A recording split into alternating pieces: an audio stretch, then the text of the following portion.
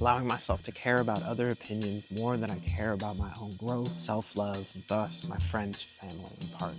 How naive it is to allow oneself to shrink in order to pretend it's a marketing technique.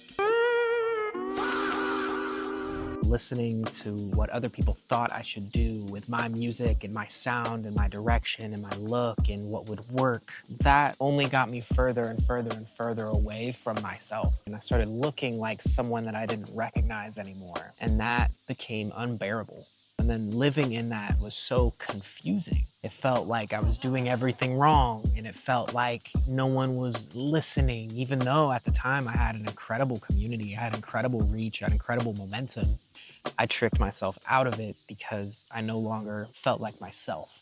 And that has been a brutal realization as I fully come back into myself, something that has been such a process, especially since the brain injury, that really made me stop and made me see all these things so clearly. So I thank God for that.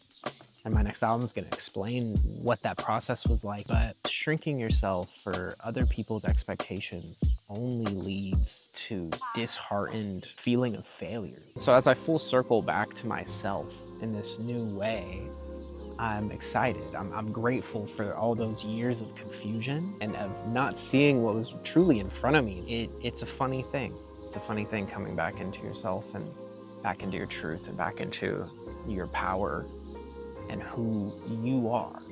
And redefining that seems more and more important week to week as the world changes. And just keeping that fully in my mind, it's now the most important thing in my life to remind myself who I am. Why am I doing this? What am I doing this for? And what's most important to me? That's what I'm working on every day. And I'm just grateful to be here and to be present and to know who I am. Yeah.